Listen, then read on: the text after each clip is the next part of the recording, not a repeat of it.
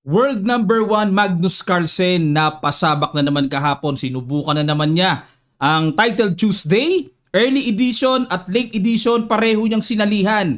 Atin pong i-analyze yung mga laro niya, especially nakalaban niya sila Nakamura, Martinez, Hans Smoke Niemann. Yan po ang ating babaybayin. Samahan niyo po akong pag-aralan. Unahin natin sa kalaban ni Magnus ang isa sa kilalang kilabot pagdating sa online blitz, Jose Martinez ng Mexico. Pero bago yan mga kamatsas, atin munang sagutan ang iniwan nating puzzle kahapon hatid sa atin ng bagong Internet Chess Club. Black to play ito mga kamatsas. Congratulations sa mga nag-isip ng matindi. Ito po tira patong lang ng tore. Hindi kasi pwedeng kumapture, makukuha yung tore, mamamatsyas. O kaya yung tore kakapture man sa tore, makukuha yung tore, mamamatsyas pa rin sa back rank. Umiwas pero hindi pa rin po makakawala dito sa malakas na tirang sacrifice. At pag kinapture yan, okay, imagine niyo po may rook c1, sabay-sabay ng capture doon at mababack rank, matchas pa rin ng puti. Okay, congratulations po. Mahina kasi yung back rank ng puti, kaya tinamaan ng ganyang klaseng katindi na solution. Okay, ito naman ang iiwan natin puzzle for today. Yan, okay, black to play mga kamatsas. Ano kaya sa palagay nyo ang matinding dapat gawin dito ng black? Naku, kayang-kaya nyo to mga kamatsas. Click nyo lang po ang link na nasa description below para dun po kayo magsagot at ma-move nyo yung pyesa. Kung hindi pa kayo naka-sign up, mag-sign up na po kayo ng inyong account. Free lang ito mga kamatsas. Okay, atin ang gisahin itong unang laban na ating i-analyze. Magnus Martinez nag E4, Knight F6. Aba, enjoy na naman tayo nito. Binuhay ang Alikines defense. Ang tagal nang di ginagamit yan. Pero pag kay Magnus talaga, kahit ano eh. Okay, well-principled control sa center si Martinez. At D6, ayan, sinimulan na ni Magnus basagin paunti-unti ang sentro. Yan po talaga ang idea ni former world champion Alikine. Yung habulin yung knight tapos unti-unting babasagin pagka na-extend na yung mga pawns. Okay, G6, Bishop E2, Bishop G7, nag-castling, castling at kumapture sa D6. Takes lang din and nag-C4. Oh, takbo. Bumalik doon. Yan ang kakaiba. Kasi sa madalas sa pagkakataon, tumatakbo po ang knight sa B6. Yan ang theory, yan ang bookline. Pero ito, linyado pa rin pero malayo. No? Hindi gano'ng ginagamit. Knight C3, nag-D5. Ayun, okay. Para ma-neutralize ang space. Baka maipit kasi. Nag-H3 para walang Bishop G4. Maaring ganun ang idea ni Martinez. Tuloy sa pag-develop. Bishop E3, para walang Knight G4. Okay. O kaya nag-H3 Panghanda na pag nag-Bishop E3, walang manggugulong Knight G4. Usually po kasi kinukulit ng Knight yan Tapos iiwas na naman ng bishop, 'di ba? Kaya nilagyan ng pang-prevent. Ayan, at kumapture na sa C4, bishop takes C4. Bakit kinapture ni Magnus? Gusto niyang bigyan ng isolated pawn itong si Martinez na medyo long term pong dadalhin yan kasi aatakihin yan Knight A5, inatake, atras lang. Nag-bishop E6, okay, develop, at nag-queen E2. Dito po kasi, naalala ko yung sinabi ni Bobby Fischer. Kapag ka may isolated po ng kalaban, i-exchange mo yung light square bishop. Iwan mo yung dark square bishop. Bakit? Kasi yung dark square bishop magiging bad yan kasi nababarhan or kakulay ng pawn. Ang i-exchange mo yung light square bishop para mas maging maganda galawan. Bobby Fischer's idea yan So, igaganon yan Kaya nag-queen E2 si Martinez para pigilan yung bishop C4. Nakita niyo po yung yung mga batuhan. Pero rook C8, ayan ipipilit pa rin yung bishop C4 Rook E1 at yan naman po ang novelty dito sa laban na ito dahil ang old line na nakatala pa sa database nangyari pa ay Knight E5 para ma-prevent yung bishop C4. Okay. Yun ang naging diskarte dito ng puti. Pero si Martinez, okay, nag-rook E1, Knight D5 muna, challenge muna yung knight, sinuportahan ng tore, kinapture-capture at yan pa rin po ang suma. Bobby Fischer's exchange light square idea pa rin. At kinapture, capture. Ayan. Tingnan nyo po kung gaano kaganda ang diskarte ni Magnus dito. Safe na yung light squares. Kahit mag queen D5, okay lang.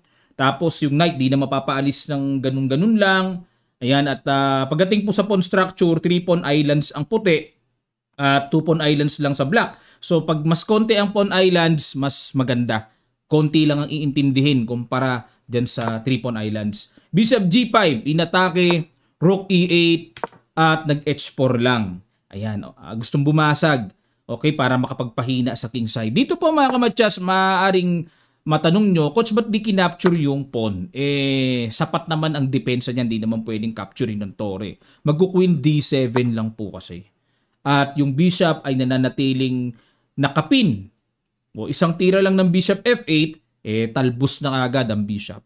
Okay, kaya hindi makain-kain yan ni Martinez. Kumbaga, pabitin lang yan So, nag-H4, H6, napaatras na. O, di baliwala yung amba. Umamba pero baliwala Queen D5. Ayun, safe na safe yung queen, Bishop G3 at nag-Rook C6. Saan pupunta yan? Gaganon, gaganon. Rook B1, tiniret ang pawn at nag-B5. Ayun, pakong-pako naman yung knight. Talagang tinurnilyo na, nakapako pa. Ganyan katindi. Knight E5. Ayun, pinuwersa na ni Martinez. Talagang gusto niya ng maligpit yung knight na yan. Pero kinapture na. Yan ang wais na decision. Capture and A6 para matibay lang yung pawn B5. At yan, Bishop versus strong knight. Rook D1, Queen E6, H5. Yan, gusto kasi ni Martinez mabutasan parang wala nang laban ng posisyon niya pag walang mga butas-butas Yan, pinagpatong po. Ayan, aligning lang para yung C3 mamaya bumagsak. At capture, nag-Rook D4. Pupunta doon. Di ba? Naghahanap ng mga counter-counter dito si Martinez. Knight B6, talagang solid. Nako, babagsak na yung pawn C3. Nag-Queen D2. Ayun, inatake yung pawn H6. G5. Okay? Para matakipan o maligtas muna yung pawn. F4. Ganda rin ang ginagawa ni Martinez. Ramdam ko rin ang pressure kasi winawasak niya yung king side Kaso may Rook takes C3 na. May threat pa kasi. Bishop F2 atras at nag-Rook C2. Naku, wala. Si Magnus ayaw rin tantanan. Pinapagpag yung pwestuhan ni Martinez para di makaporma Queen D3 at nag-Rook C1. Ayun. Magulang. Ito yung sinasabi ng mga players. Magulang Para mabawasan ang mga panggulo o kailangan bawasan. At nag-Knight C4. Ayun na po. Naku po. Tingnan nyo yung mga nagkatrabahong napaka-aktibong mga pyesa. Pag tsumikba, angat lang. Wala nang kasunod. Bishop G3. Ayan. Ang plano dito ni Martinez, gusto niyang mag-push hanggat maaari. At yung pawn sa E5 hindi makakain. Suportado ng bishop. Imagine niyo po pag nakapush yung pawn, ay nako talagang baka maunahan ng malakas na atake. Queen F7, umiwas kagad si Magnus. At the same time, may silip doon. May bintana pala doon. Bukas. Nag-Queen F3 para masalo. Hindi makatungtong doon. Ayan. Teka lang muna mga kamatsas, bago natin tignan ng tamang tira. Bad move kasi Queen F3 daw Baka iniisip nyo po Rook D8, checking G7 lang. Wala pong kasunod. Okay? Sa kanila kasi pagka check, angat, wala silang makitang kasunod, di na tinutuloy So yun ang mga tamang diskarte. Pero ang accurate dito, F5 pa rin. Pagka nag-Queen H5 check, Rook H4, yan ang hindi nasilip. Meron palang ganyan. Ang ganda pala niya, Pag kinapture, sacrifice Rook, may Queen D8 check. May saving move. Dito, capture to. Pag nag-King F7 naman, mag-E6 check. Pag nag-King F6, may Queen F8 check. Takbo King G5, may Queen G8 check. Capture yung pawn F5, may Queen F7 check. Hindi ba pwede magkatakbo doon? King E4. Ay, hindi. Teka muna. Queen to Queen na nga pala. May Queen to Queen. Pag kinapture kasi, takes hindi maaabutan. Walang pang-abot. Ay, grabe. King G5 mangyari gagawin. Tapos Queen F4 check. Perpetual. Nip talaga hiwaga ng chess. Ang ganda. Galing, Pabalik-balik, Biriin nyo yung mga kakarkula ng computer engine, Grabe, may mga ganun pala. Isa pa mga kamatyas, medyo bitin pa ako dito. Pasensya na po, King G7, may F6 naman. Capture, E takes F6. King F7, Queen E7 check, King G6, Queen E8 check. Wala pa rin pala. May ganun pa rin pala. Oh. Maku-queenless kasi pag lumayo. O pagka naging G5 naman, Bishop F4 ay matalo pa. Kaya ang tamang tira, capture na lang ito. Oh, grabe, maalangan pa. Maalangan pa. Maalangan pa bigla. Pag King G7 talaga, talo pa. Matatalo pa. Anip yan talaga. Tiwaga ng chess talaga. Balik tayo mga kamatyas. Yan ang hindi nasilip ni Martinez.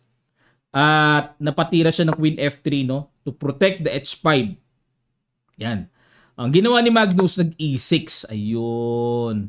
Para ma-prevent yung F5. Yan ang basa ko dyan. Kaya niya tinulak yan. No? Huwag makatulak ng F5 hanggat maaari. Check, angat lang. So, safe pa rin. Pero ang accurate play ay, ayun naman ang matindi. Napakatindi nito. Knight to E3. Ang lalalim na nakikita natin ha. Knight E3. Oo nga, di pa rin makatulak ng F5 kasi kakapturin lang ng knight. Hanip, may check pa dun. Multiple threats. Multiple threats. May G4 pang paparating sabay Queen H5. Dami no? Grabe, brilliant yung Knight E3 oh. Check dito, angat lang, walang kasunod. Brilliant. Grabe, ang sarap makakita ng mga ganyan mga kamatyas no? Kasi dyan mo makikita yung lawak at lalim ng chess. Yung beauty ng chess no? Knight E3. Pag kinapture kasi yan, may Queen H5, Bishop H4 harang, only move, kakapturin lang matyas o harang pala doon. Sige nga, tinangan natin mga kamatyas ha. Capturein, Queen H5, Bishop H4, capture, Queen H3. Yan, napansin ko pa yung harang eh. Kakapturein na lang, sisimplihan na lang. O sige, ano bang pang-capture natin? King, sabay King F7. Dadaanin na lang sa rook and pawn ending. Weak yung A2, tapos mababasag pa naman yan. O tapos didikit yung king dyan. Pag nag-push naman, atakihin lang yata yan eh. O doon, pag nag-push, King F6, etc. etc. So, winning for black sa rook and pawn ending. O, ganun pala mga kamatyas. So, pero balik tayo, no? Sa ginawa ni Magnus na E3, nag-rook D8 check. Hindi naman po napansin dito ni Martinez. Tingnan niyo po yung kanyang evaluation bar. Winning na pala. Hindi niya nakita. F5 pa rin. Tuloy na pala yon. F5 na pala? Bakit? F5 na pala. Pag kinapture yan, Queen C6. Mauunahan.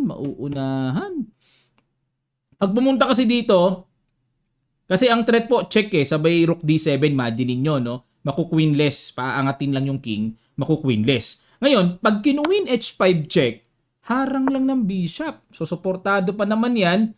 O mabibitin ng black, mangyari, black pa yung napiligro. Bitin. O, kasi may una yung black, ang white na makaka-check-check sa ilalim, ang dami. Check oh.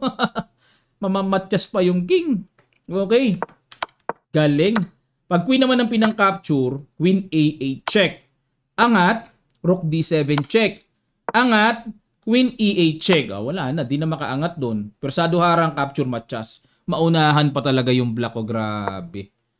F5 lang, brilliant. Ibig sabihin talaga masama yung pagkakatira ng E6 pala talaga. No? Pero ang ginawa ni Martinez dahil siguro kakulangan sa oras, pressure, 13 seconds na lang. Naparok D8 check, King G7, nag-Queen to E2. Ayun, talagang wala na po talaga. Bumigay na nerve, Blanderatius. Yung lakas ni Martinez, bumigay ang nerve dahil talagang matindi rin talaga mag-handle. May epekto eh, may psychological effect si Magnus talaga pag yan ang kalaban mo eh. O, ano kaya dito mga kamatyas ang brilliant na ginawa ni Magnus? Pakiguess nyo po. Sa ilang sandali lang, tutuloy kagad natin. Start.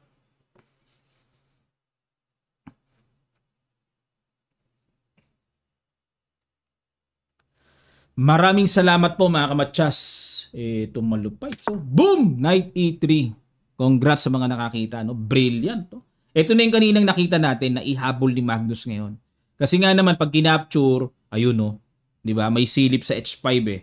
At dito, kinapture yung pawn sa G5, HG5, Bishop F2. Okay, deadma lang sa knight, di pinansin. Pero may silip ng Queen F4 check. Okay, Queen F4 check. Nako, obligado. G3. Nako, ito binibiling tira. Ito, binibiling tira, yung islog na gano'n, no? Oh, nip naman yan. Sabay ganun, biglang tahimik lang na paano mo susolusyonan yung matchas. Oo nga. Tapos may check pa dito, queenless pa. Multiple, grabe. So ginawa, kinapture na lang yun, nagpamatchas sa ilalim. Nakita nyo po yung lalim ng chess, ano? Pero si Magno sa pansin ko, mamisman niya sa isang tira o sa pangalawang tira, yung pangatlo na ihahabol niya. Nararamdaman na niya yung yung tirada ng computer engine eh. Kaya talagang grabing diskarte nyo. Nakikita ni Magnus talaga, mamaw talaga. No? Ito pong isusunod natin na isa pa sa nakalaban niya. Ito yung pinakamatinding nakalaban niya sa early edition sa aking paniniwala. Hikaru Nakamura na laging nagcha-champion dito sa Title Tuesday. O, medyo nabubungi lang ang title ni Nakamura pag si Magnus andyan na eh. O yan, itong dalawang to ang inaabangan lagi sa Title Tuesday pag-aralan natin. White naman dito si Magnus. Grabe rating ni Naka sa online, no? 34 na. Ibig sabihin siya number 1 ngayon sa Blitz rating. Chess.com, buong mundo. O yan, no? 34 na. Nag-G4 si Magnus. Tiniraan ng grab opening. Surpresa ako dun Ayan. Ito po ay pinost ko sa Facebook page natin, yung simple trap sa grab opening. Magpo-post na po ako ng daily traps doon. Mga basic lang naman, may ikli lang. Tuwing pagtungtong ng alas 6 ng hapon. Sa tanghali naman po, yung mga games na dinedemonstrate ko doon ay yung mga brilliant na talagang makikitaan nyo ng malalalim na tirada sa bawat opening. Okay. G4, grabs opening. Nag-G5 si Magnus. Si Naka. Grabe, ngitian tong dalawang to sigurado. Binigyan ng question mark ang tira na yan, mga kamatsas. Siguro pag tira ng G4 na pangiti si Naka. Pero ang tamang tira dyan is D5 talaga. Okay, principle, control the center. Pero si Naka, nakipagsabayan ng joke time. Nag-G5. Nag-D4 para i-threat. Nag-D5 para i-counter threat. Nag-H4. Di na pwede yan kasi kakapturing yon. Yun, tinagpas na. At maaga pong novelty yung H4. H3 kasi na itala pa to eh. Bishop takes G5, naka-record pa. Yung H4 wala na. Gaano kasaya maglaro to si Magnus, ano? Bishop F5 and nag-C4. Okay? Knight C6, Knight C3, E6, kumapture sa D5, capture, and nag-Bishop H3 para ma-exchange kagad. Dapat daw Bishop G2 lang. Feeling ko kay Magnus, ginagawa na niyang Fischer random ang chess, ano? Halo-halo na eh. Bishop H3, Bishop G6. Dapat naman daw po ay simpleng capturing lang. Tapos rook ang pangka-capture, Queen D7, and then Bishop F4. So yan po naman ang rekomendasyon na ipinapakita ng computer engine. Pero, balik tayo sa Bishop G6, Knight F3, Knight to B4. Ayun, naghangad. Sinaka na atakihin ang C2 square. Pero ang tamang tira daw po Bishop E4. Yan pala accurate dyan para tatagpasin yung knight. Yun ang threat, ano? Okay. Pero balik tayo sa Knight B4. King F1 lang si Magnus para pag nag-Knight C2, baliwala, mag-rook B1 lang. Nag-C6. Knight E5. Ayun, talagang naka-ready na. Naka-capture yung bishop. Bishop D6. Kinapture na, capture. And nag-A3 paalis, takbo, and nag-E4. Yun, basag. Tama po yan. Dahil yung king, nasa gitna, buksan para maatake. So, logical move talaga. King F8 ang ginawa ni Naka para magtatago yata sa G7. At pagka naka-king G7, angat ng knight, parang artificial castling ang lalabas. Kinapture ang D5, king G7 lang. Okay. Hindi na binawian doon kasi may queen F3 check. Okay. Dire-diretso capture, capture, and queen F3. So, threat pa yon. Knight C7. So, another sacrifice. Knight E4. Okay, di mo na pinansin. Gusto ni Magnus, the best, the best. Kunin yung bishop tapos atakihin ang bishop para maatake ang king sa diagonal. Yan ang nakikita kong delikadong paparating sa block. Yung knight ni nakasugsuang mga kamatis, di makadevelop, may check doon, no? Grabe. Knight D5. Ayan, para pag kinapture yung bishop, wala pong bishop F4 kasi ay kontrolado ng knight. Nag-bishop e6 naman, threatening matcha sa f7. Wow, wow, wow. Ha? Wala bang solution? Parang wala nang solution ah. O kasi, pag nag-queen e7, kakapturein sa bishop kakapture. Queen e7. Queen f8 ang ginawa. Okay. Yung kala ko, pag queen e7, sige, queen f8, hamon queen to queen, kinapture lang, capture, takes, dito mga kamatsyas, sige po, pakiguess nyo, grabe ka-brilliant ang ginawa ni Magnus talaga. Sa ilang sandali lang, tutuloy agad natin. Start!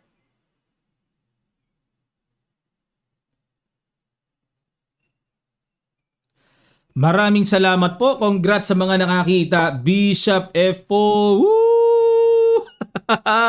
Grabe talaga, dira yan. Grabe, tusok na tusok. Oo nga. Nag-rook E8. Okay, ayan, may pangsangga pa rin. Pag nag-bishop E5, capture, kuha yung yung knight, 2 minor pieces sa isang tore. Galing pa rin ni Naka sa solution, knight C3. Threat yung pawn D5. So, ito pa rin po ang threat, bishop E5. King F7. Ayan, para pag nag-bishop E5, may bishop G7 sa lubong. Kinapture na yung pawn D5. Naku po, puting. 2 pawns down, sinakalinis. Rook D8, knight C3. So, hindi pa rin pwedeng capturein. May tusok. Bishop G7. Knight B5, threat dun sa pawn.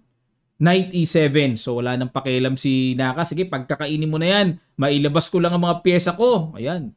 Para makadevelop. Knight D6 check.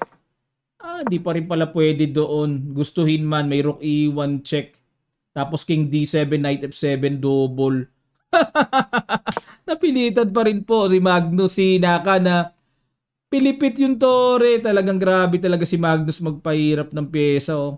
Gusto na kasing mailabas yun eh. Kaso hindi nga mailabas eh. Yan, nakatakip na naman yung king sa tore. Grabe mga argabyado yan. Rook E1, threat sa knight. Knight D5, bishop E5 na. H5, ayan, gusto ng huminga ni Naka. Hingal na H5. Sinimplihan lang ng end pass and capture. Rook takes, bishop takes, king E2, ayun. Matapos ang maligalig na pangyayari, sabay pakabait lang, ito na. Wala na, mabait na. Kasi napakarami ng lamang A5, king D3, rook B8, knight C4, okay? Depensa, check, angat, threat pa yung knight, takbo, push D5. Sinimplihan na lang, Knight F5, push D6, king F7 para pag nag-push, king E7, okay? T7 pa rin, di pa rin naawat. Bishop G5 para mahintuyan, at nag-rook D1, pupush pa rin, obligadong harangan, king D5, okay? Active na active yung king. King E7, king C6. Safe na safe yung king. Hindi maistorbo doon. King E6. Ayan, para may knight E7 check.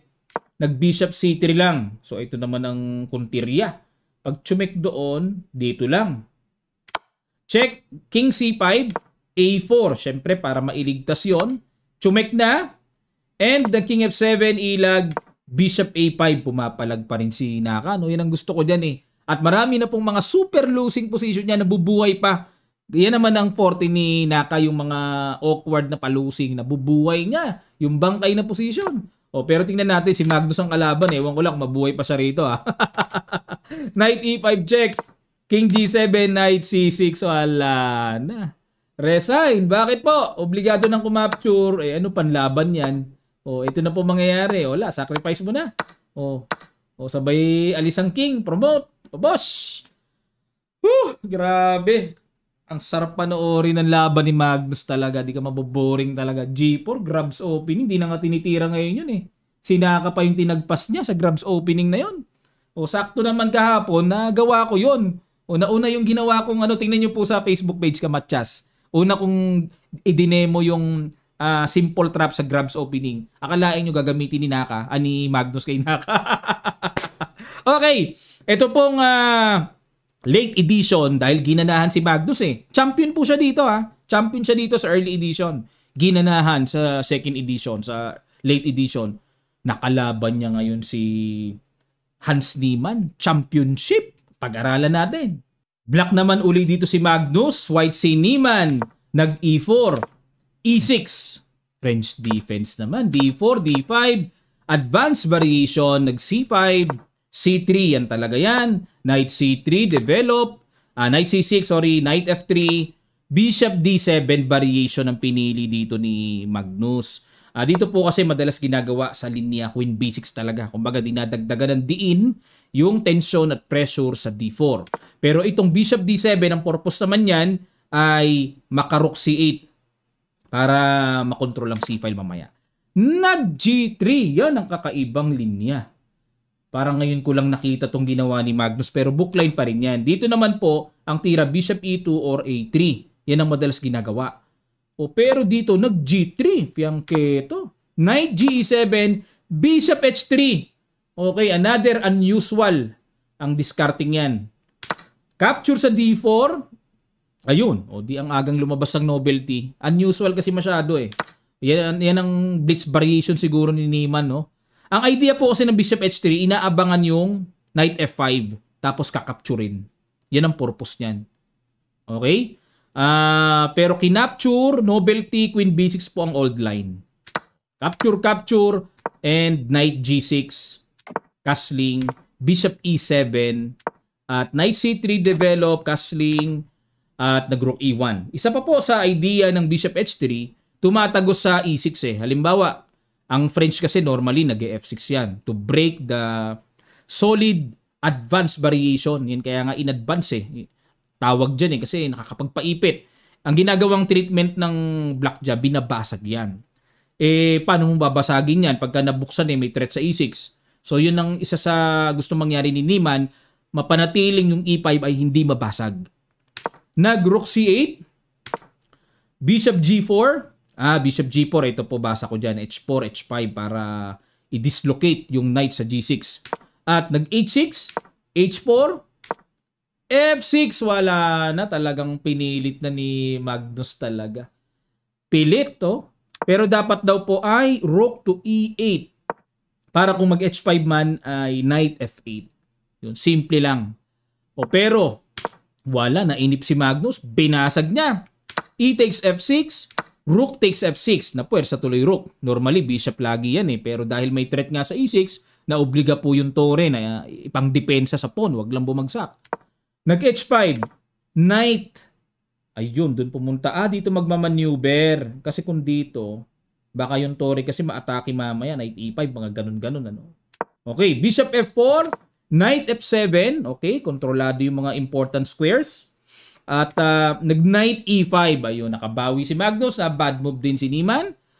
Dapat daw ay Rook C1. Ayun, develop lang. Pero dahil tumpukan na, tumpok-tumpok na yung mga minsan may ganun tayo no? Pag tumpok-tumpok na parang na-attract tayo sa mga ganyan papasugod no? Sumugod si Niemann. Yun nga lang, accurate. Knight F takes E5, D takes E5. Ay, dito po mga kamatsas. Very obvious naman ito. Kasi kung ipapapasel ko, hanapin nyo po yung the best na ginawa. Isa lang ang gagawin, walang ibang option eh. Walang option eh. Diba? Hindi naman parang hindi halatang good move yung Rook F7 kung atras lang. Sa F8 man. Rook takes Bishop. Very obvious. Ayun nag-sacrifice na naman. Bishop to B4. Yun lang. Mali ang follow-up ni Magnus. Pero ang nakikita ko po dito, kaya siya gumanyan, ay bukod sa kakapturin yan para ma-weak yung pawn sa C3, para bigyang daan yung pagpasok ng Reyna at pagpag dyan, maligalig dyan. Tapos Rook F8, da-divert na dyan. At atakihin ang expose na White King. Kasi nga, tingnan nyo po yung shield, basag-basag na eh. Diba? Dito, Bishop C5 lang pala. Yan ang mas on point talaga. Oo nga, para pagpasok ng Queen, talagang may iintindihin. May panusok doon, tapos may Rook F8. Diba mga kamatya? Mas matulis ito kumpara dito sa ginawa ni Magnus sa Bishop to B4, Rook E3, naka-genius. Kung ang Bishop nasa C5, walang Rook E3, nakapturin lang yan. Nakailag na sa pin. Teka muna, parang may double. Wala bang double Knight E7 ginawa ni Magnus. Teka muna mga kamatsas, kung ako parang Para ma-attract akong, ay, oo. Pag nag-D4, rook D3 lang, baliwalay pala. Baliwala. Tutulungan pa nga ang puti, next move, na makatira ng knight E4 at makaporma yung knight ng mas maganda. Kasi pag kinapture po yung knight kasi may capture sa bishop eh. Kita nyo po yun mga kamatsas, no? Grabe. O, ayan. Knight E7 ang ginawa. Rook C1. Bishop C5. Rook G3 and the Queen B6. Okay, double attack. Queen D2. O, dalawa rin ang nadepensahan. Nag-Rook F8. Okay, pressure doon. So, wala namang Knight A4, ano, kasi may bishop. A3. Okay, magbi-B4. Papaalisin ng bishop in A5 para ma-prevent. At nag-Rook G2. Ayan, okay din ang tirada ni Niemann. Ano? Gusto ko yung Rook G2. Alam niyo kung bakit? Para talaga ma-secure na walang mga pana-pana. Baka tamaan pa ng pana na hindi inaasahan eh. Ang galing, ano? Simple lang eh. King H8 at Knight E2. Ayun ang purpose ng Rook G2. Kasi kung magda-Knight E2 ng walang Rook G2, imagine niyo po, mabibitin. Masisibat yung pawn sa F2. Oo, pana na, sibat pa. O kaya may Knight E2, nag-Knight E2. So hahanap ng tamang pwesto yung Knight, maneuver, okay? Nag-D4. D4. Okay. Ang basa ko po dito ay para yung Knight lagyan ng mas maganda at mas mainam na control sa gitna. Oo nga, may pressure. Magkaka-pressure yung puti sa F4. Bin-E4 na. Wala na. Talagang winasak na rin talaga din ni Niemann. Oh, takes. Bagsak yung pawn sa D4. Takes, and rook takes. Okay, teka muna. Threat yung knight. Okay. Knight takes E6. Okay, banat ng banat. Pag nag-sacrifice ba doon? Takes. May beating kasi sa bishop B4. At nag-rook E4 lang. Threat ang pawn. Wala bang mga pasok-pasok doon? F4. O, teka muna mga kamatsas ha. Atin munang busisiin. What if pasukan yan dyan? Mag-rook E1 check lang. King H2. Bishop takes. Okay nga pala. Depensado nga pala. Wala nga palang dapat i-worry doon. Oo. O capture sabay rook takes E5. Okay? Tapos, threat yan. Nakabitin yon. Naku, grabe talaga. Ang dami talagang mga likot-likot ni Magnus na nakikita, no? Dami niyang alam. O, nag-F4, balik tayo. Suporta sa E5. Kinapture na po ang strong knight. Capture. So, wala pa rin namang mga check. At kinapture yung pawn. Ayun. Okay, next. Ito na ngayon ang tatrabahuin ni Magnus yung E5 at yung H5. Nag-Rook C7. Okay, tineret lang yan. Kasi yung knight naman ay depensado. Rook E4 pa rin. Next in line yung pawn sa E5. Kinapture. And Bishop C5. Check muna. Ayan, dito po mga kamatsas, mayroon palang sabay na pala dapat ang solution. Sabay na. Tapos magbi-bishop F7, no? Kasi pag kinapture yung bishop, may bawi sa bishop. So ito ang tamang tira, bishop F7 and then bishop C5 check. Yung bishop F7, dumidepensa sa pawn na wag nang bumagsak pa yan. Ayan, pero slightly better lang po dito ang puti, no? Matibay talaga yung matibay, ano? Check, tapos king H2 and then G6 persado na po kasi may check tapos bishop G6 mamamatchas eh, 'di ba? Kaya obligado magpasingaw pag kinapture and king G7. Ayan. So kung pumunta man sa ilalim ng torre, safe naman may knight. Iyan ang mga dapat matutunan. Ito na po yung mga hangganan namin sa master level, yung mga ganyang pattern na akala mo nakapalupot yung mga pyesa ng kalaban mo pero saan ka aatake? Yan ang tanong. Walang as long as protected ng knight, hindi ka maka-atake diyan eh. Wala. Oh, galing, grabe. Ito yung mga patterns na kailangan ko eh. Kulang ako sa ganyan, mga kamatsas, no? Pag ako na-atake, minsan bumibigay na ako eh. Pero yung mga ganung pattern ang dapat matutunan. Okay, balik tayo. Pero ginawa ni Magnus, nag-bishop C5 check. King F1, ayun, nag-blunderations. Dapat daw ang tira, King H2 lang. Sabay rook takes E5, bishop F7. Tapos mag-G6 pa rin ang black. O, pero nag-King F1, so tuluyan na pong umangat, naka-equalize ang evaluation bar, naka-recovered talaga si Magnus dito. Rook takes E5, rook B8 checking H7, bishop C4. Pag kinapture ito, bishop D3, G6. May pangharang naman Kinapture talaga ni Magnus. Napatanong din ako eh. Rook F8.